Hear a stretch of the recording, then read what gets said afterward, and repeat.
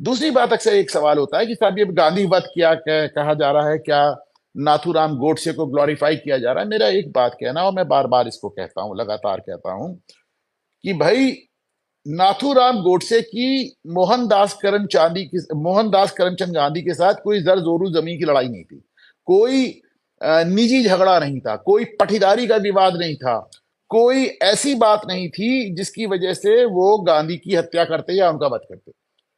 तो उसके बाद भी किया, किस लिए किया? अपनी जान देकर दिया। उन्हें मालूम था नाथूराम को कि उनको इसके लिए फांसी होगी, और वो अंतिम दम तक यही कहते रहे कि मुझे माफ ना किया जाए, मुझे फांसी पे चढ़ाया जाए, क्योंकि वो अपनी मृत्यु से गांधी की अहिंसा का मजाक उड़ाना चाहते थे। आपको मालूम है कि अंबेडकर ने भी उनका मदद करने का प्रयास किया, पर उन्होंने मदद नहीं दी। वो अपनी ही मृत्यु से गांधी की अहिंसा के सिद्धांत का मजाक उड़ाना चाहते थे, पहली बात।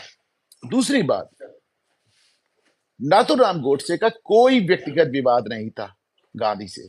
उन्होंने जो कुछ किया अपनी समझ में हिंदुस्तान के लिए किया, हिंदू धर्म के लिए किया।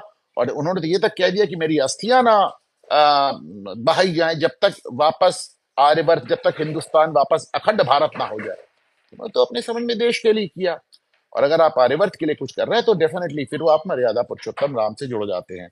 तो ये बेकार का सवाल है, आप कुछ भी कहें और फिर आप लाख कहें कि भाई आप नाथूराम गोडसे को ग्लोरीफाई कर रहे हैं, आप गांधी वध को, आप गांधी की हत्या को गांधी वध कह रहे हैं। नहीं, आपको समझना पड़ेगा, आपको इस बात को समझना पड़ेगा कि भगत सिंह और चंद्रशेखर आजाद और बिस्मिल और अशफाक उल्ला खान और रोशन सिंह और राजेंद्र लाहिड़ी जो कर रहे थे, नाथूराम गोडसे ने कुछ उससे अलग नहीं किया। देखिए, इसको इस तरह समझिए कि एक समय ऐसा आ गया था कि सुभाष चंद्र बोस को इंडियन नेशनल आर्मी लेकर अपने ही देश पे हमला करना पड़ा था, क्योंकि उन्हें अपना देश स्वतंत्र कराना था।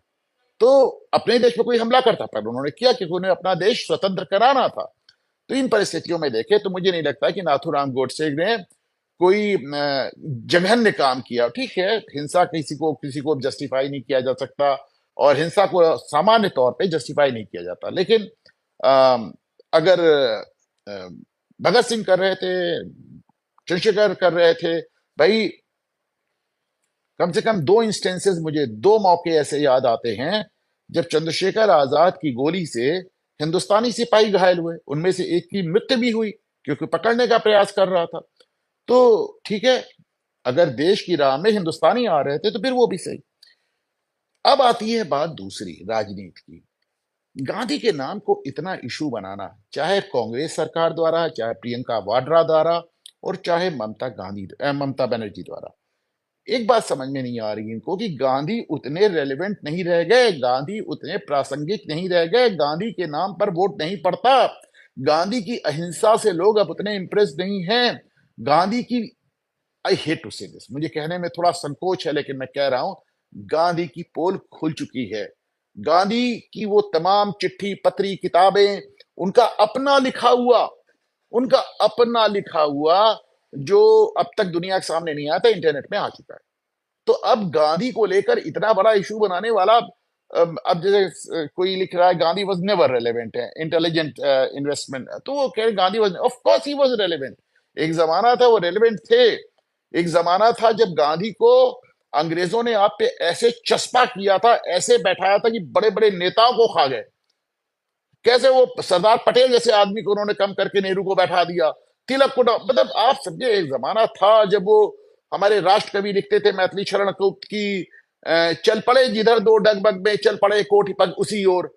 तो एक जमाना था वो, एक ये जो खास तौर से उन्होंने ये जो नमक सत्याग्रह किया था, वो अपने आप में एक जबरदस्त योजना थी और एक जबरदस्त पॉलिटिकल मूव था। वो बहुत सफल हुआ था, और नमक सत्याग्रह ने गांधी को चंपारण से लेकर नमक सत्याग्रह तक सबने गांधी को प्रोजेक्ट किया था। लेकिन जैसे जैसे गांधी की पोल खुलती चली गई, गांधी की रेलेवेंस, गांधी की प्रासंगिकता एकदम समाप्त हो गई। और आज भी अगर कोई पॉलिटिशियन गांधी के नाम पर चुनाव लड़ने का ख्वाब देख रहा है तो आप समझ सकते हैं कि उसको कुछ भी आता हो, राजनीति नहीं आती।